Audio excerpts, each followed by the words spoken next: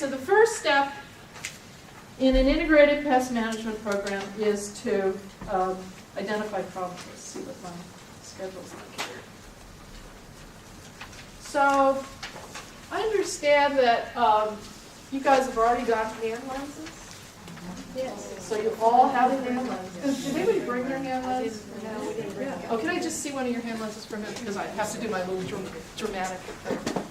So I am so glad that you guys got hand lenses.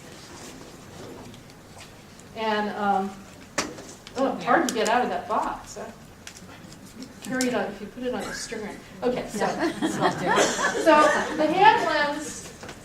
And your mentors who have planned this training are so wise for giving you a hand lens. And there's many reasons for that. And you want to bring this with you wherever you go, especially when you're there as a master gardener. But even when you're not wearing your master gardener badge, you never know when you might run into a pest problem that needs resolving. And so, of course, the hand lens is important because you're dealing with very tiny things. Little mites, little fungal spores, and your aging eyes cannot see these things. So and so you all knew that. That's why you have the hand lens. But there's other reasons why you have your hand lens. Well, one of them is you're going to be in this situation. You're going to be out there at some landscape show or at some retail nursery. You're being the help desk, and somebody's going to bring to you a sick plant, and they're going to say, "What is this and what do I spray?" And you're going to be there shaking in your boots. But you should not shake in your boots because you have your hand lens. And the proper procedure is to slowly pull out your hand lens. And what does this do? Impresses them. This gives you credibility. This gives you credibility. This is what differentiates you from them. And they'll trust you. And what, for $10 or less can give you as much credibility as a hand lens, I don't know. And the other thing is, by pulling out your hand lens, maybe it is good to get stuck in that thing because it gives you time. It gives you time to think. And you think, I can do this. I can handle this. I know what to do. I learned it in my Master Gardener class. I don't need to have all this stuff in my brain. I have resources. And so what you're going to do is, one of the things to do is, if you happen to be lucky enough to have these books on hand, which are resources for master gardeners, you know that you can use the diagnostic tables in the book or on the website to help you solve the problem. And the first step, as we said, there's hundreds of different plants in your clients' gardens, and each of these may have 10 or more different pests on them. But if you can narrow down that plant species, so if you know what the plant is, it's not, you can get a diagnostic pretty easy. So what is this plant anyway? It's orchid. It's not in this book. It's in that book. Okay, but so if you know what the plant species is, so for instance, I've flipped here. That's too easy. But so they bring in a manzanita. You have manzanitas here, and so you look here, and the manzanita goes from here to there. It's maybe a little bit more than. Maybe it's about 15 or so different problems that you can have a manzanita, but that's reasonable. And you look there, and it'll give you symptoms: leaves discolor, stunt, leaves discolor and wilt, leaves have black and yellow blotches, sticky honeydew, and you find that symptom, and then it'll tell you what it probably is. You'll say, well, could be whitefly, and then you go to page 121. And in the book, and you will get a picture, and you can compare that to what you see on the plant. And so this is going to be really helpful. So there's 3 of these books. One of them is Pests of Landscape Trees and Shrubs, and this covers woody ornamentals. So woody ornamentals, there's a few fruit trees in here too. So if you got woody ornamentals there. Then there's Pests of the Garden and Small Farms. This one covers vegetables and fruit trees. And the one thing that's not covered in these 2 trees, these two books, is herbaceous flowers. And herbaceous flowers, we don't actually have. The good thing about these books is not only does it help you identify it, once you identify it, then there's information on how to manage it too.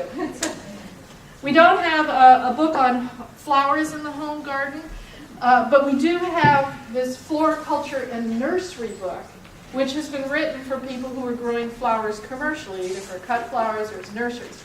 But it has all the common flower species that people grow in their gardens, and so it can really help you identify the problem. The management solutions in the book are generally not appropriate for the backyard, but this can help you identify the problem, and then you can go on a pest note and find it. Any question? Are any of these available as ebooks? They're not available as ebooks. They are, much of the information in these books is on the UCIPM webpage. Scott? One thing I will let you all know, we gave you all this information, I think within the last couple of weeks, all the references that Mary Louise is speaking of are available to you as Master Gardeners at 40% off the retail cost, and you can get that without paying for shipping by ordering them through Roland in our office. So when your Master Gardeners go out someplace do you sort of take a box of books and things? Yeah, we have 5 information resource buckets where those that you all see when you go and pick out the exhibit, like the one that was put up today, that have all these books that Mary is referring to. I think the floriculture and nursery may not be in that book. The others are. The floriculture's in our office. Yeah. So you'll become familiar with those because they'll really help you. We have these little landscape pest identification cards too, which are nice little pocket cards, but they don't have the tables in the back. So you can flip through them, and of course they don't cover nearly the number of species that this book does. This is sort of the short and dirty, but this is easy to carry around. There's one of these for fruit trees too. Okay, yeah. Would you highly recommend if we were going to get one book, that would be the book we should read? Well, I think it depends on what you grow. If you mostly are dealing with woody ornamentals, trees and shrubs, ornamentals, then this. But if mostly you're dealing with vegetables and fruit trees, then this. So it depends on what is primary in your garden. A lot of the information is on our website, but it is nice to have a book sometimes. And then the website, the UCIPM website, we're going to be looking at that this afternoon. Of course, you've got resources in your cooperative extension office to help you identify problems. So you've got Scott, you've got Cheryl, you've got other people in your office who are experts. You've got Jim Bethke, who's a great entomologist, to help you identify problems. And you've got master gardeners who've been working for a long time here and are pretty familiar with the common pests. So ask questions and confirm what you think, particularly as you're beginning to identify things, because you don't want to give out incorrect information. And then you have your Agricultural Commissioner's Office, which I presume is co-located with you. And the Agricultural Commissioners are particularly interested in any kinds of invasive pests that you might find. And I think they look at master gardeners as a resource for helping finding invasives, but they also have ag biologists who can help you identify problems too. So get to know them. And so this is the UCIPM website. How many of you have been on it? Most of you have, so that's good. So we're gonna talk about this afternoon, so I'm not going to spend time now. we've got, and I won't spend time now. I said I wouldn't, so and so that'll be a good resource for you. So now into integrated pest management. So identification is the real key first step, at identifying your problem, key first step. And then when we get into the management part of integrated pest management, we want to combine different types of management techniques together, integrate them together. One of the first things is good cultural practices. And so often these good cultural practices are really preventative in nature, making sure that you're not providing an environment for pests. We've got biological control, use of living organisms to control pests, mechanical or physical control, so that's anything you do to mechanically or physically kill or remove pests. And then pesticides are used in IPM programs, but generally is a last resort. After we've researched and found that these other types of approaches aren't going to work. And when you do use pesticides, then you research and choose pesticides that are the least toxic materials that will manage the pests. And for most of our pest problems in gardens, if you do have to use pesticides, in most cases there is really a least toxic material that will work in most situations. So we're focusing on preventing problems, using least toxic pesticides if we have to use them, and in that way we're protecting the environment, protecting people, and we're getting better long-term control. Because when you focus on prevention, you're not going to have to go back every year and spray, or every week or every month. Because prevention, you're hoping you're keeping most of those pests away permanently. So let's look at the old pest control paradigm. So back in the bad old days, people would see a pest and their first reaction would be not think of the ecosystem. They wouldn't be thinking of, is it a pest? Is it causing a problem? Maybe it's a beneficial. No, the first reaction is a pest. I'm going to go get my Cannerade and I'm going to spray it. So in this case, they've got ants crawling around the outside of the house, and so they've got their aerosol spray and they've sprayed it, and that ant is turned belly up, and boy, does that feel good. It's so great. But the problem is that you know what's going to happen tomorrow, or maybe 3 days from now? There's going to be like 100 more ants walking there. So did you solve your problem? Not really. Because this type of, it may feel good, kind of be a Band-Aid, but then, you know, the material they're doing there could get washed off and put in the storm drains and actually cause water quality problems. And plus you're not solving your problem, plus you paid money for that. So let's look at integrated pest management. And so the idea behind integrated pest management, before you pull out that can of spray, you try to figure out why there's ants there, and are they a problem? And what you can do to fix it. So here you have your house, and yeah, you do see some ants, and you know they may even be crawling in your house. And so what do? Do you pull out the spray? No, you don't pull out the spray. You search around, you inspect all the way around, and find out where they're coming in, and you find this little crack where they're actually coming into the house, and you seal it.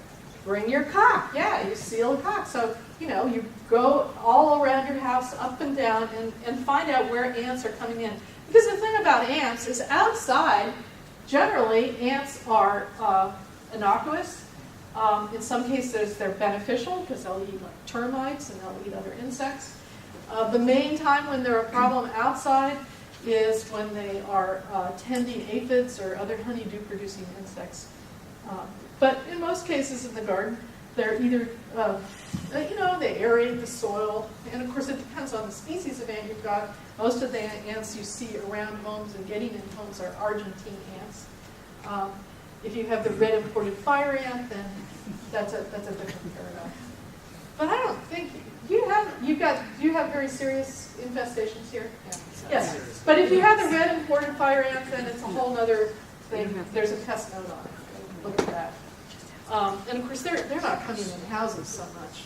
So we're talking about, the main thing you want to do with ants is, these kinds of ants like the Argentine ants, is you want to keep them out of your house because people don't like ants in their house. Because people think they're bad housekeepers. They don't like them creeping around. So the other way that ants can get, another way that ants can get into the house is their ants are pretty smart. You know? And so, you know, they'll figure out, you filled up, you cocked up that hole there. Well, you know what? They're climbing up the tree on this branch and they're getting in the top of the window there. So it's a good idea not to have, you want to prune back some of these branches that can provide walkways for ants. They also provide really good walkways for rats and possums and things like that. So, and of course the fire hazard too. So get those branches off of your house. And figure out how they're coming in and think like an ant and try to get all those places sealed up so they can't come in. Because the ants that we have that are common, like the Argentine ant, they're not living in your house. They live outdoors, and their nests are outdoors, and they come in. They commute. They come in looking for food in your house or water, and then they take that out and come back to the nest and feed their colony. And so you want to figure out, if they're still coming in after you've cocked it, you may have to think a little harder. You have to think about, so, boy, if all these ants are coming in, there must be nests around my house. And so why would ants want an Argentine ant want to build a nest around the house? Well, maybe because you are providing an ideal environment for an ant nest. And so here we have a very nice environment. We've got mulch, and then we've got sprinklers, and it's all right next to the house. And we have maybe roses with aphids on producing honeydew, which is a good food source for the ants. So that ant, the Argentine ant, thirsty ant, likes to nest in things like wood debris, wood piles, mulch, wet, moist. And so if you're having problems, I'm not saying pull all the mulch out from next to your house, but if you're having problems, you probably want to pull the mulch out from your house, and you definitely don't want to have irrigation water, sprinklers, or anything right next to the foundation of your house, because you're providing the perfect environment for an ant nest. And you know, and plus the honeydew for a little extra food source. I mean, who can blame them for nesting there? And if they nest there, who can blame them for wanting to come into your house and check out your interior decorating? I mean, they're right there. So get rid of that habitat. And then, when they do get in your house, is there something there for them to eat? Because actually, they're not there looking at your interior decorating. They're there looking for food or water. And so if they come into your house and they don't find any food or water, they may come in for a few days, but then, you know what, they'll probably give up and try to go somewhere else where they can find food and water. So look to see if you have spills. They like sugary food. They like greasy food. They sometimes like pet food. And they like water, so dripping taps under the sink, in the sink, those things can all be sources. So you want to get rid of that stuff. And when they first come in, wipe them up with soapy water. You don't need to spray them when they first come in. Wipe them up, put a little soap in there because they leave little scent trails so that their brothers and sisters, or mostly their sisters, can come and follow them, so you can wipe out those scent trails. And you keep at that. Usually when ants come in your house, if you don't have food sources, and you've done your best at sealing up the holes and you're sponging them up, usually they don't come back after a few days. However, sometimes you have bad problems and they do come back, and then you have to get into the pesticide phase. And for ants, the pesticide phase is baiting. So we're not using that aerosol spray. We want to do a more long-term solution. So the idea behind an ant bait is that you provide pesticide mixed with an attractant, which is a food source, in this case of the ants, and that they pick that up and they take it back to their colony, and so you are killing the colony, not just the ant there. So because if you use an insecticide spraying, you kill that line of ants. As we said, there's 100,000 more ants that are going to come back. So what you want to do is you want to engage these ants that are there in killing their colony by having them bring the bait with pesticide and food back to their colony. And that way you can kill the colony, or at least the sub-colony that's coming into your house. So this bait station is a really good, they have those little bait stations that you buy in the drugstore or hardware. Those are fine for small problems. Often they actually kill the ants. They have a little bit high toxicity, so they'll kill many of the ants before they get back to the colony. But for not very severe problems, they're okay. If you have a really severe problem, these bait stations like this ant probe bait station are really cool. You put a liquid borate and sucrose 1% solution in here, and the ants crawl in there. You put these bait stations outside, not inside the house. 4 of them around the corner edges of a house, and more if you've got a really big house. But what we're trying to get people away from these perimeter sprays with pesticides. That's what a lot of the pest control companies provide, is that they'll come and spray around your house every couple of months. The fact that they have to come back every couple of months leads you to believe that they're not actually offering a permanent solution, are they?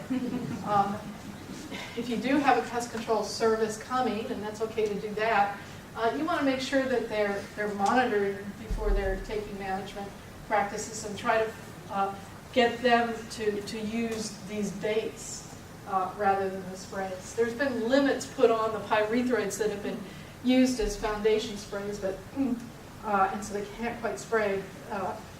But there's fipronil is still being used, which is a water quality problem too.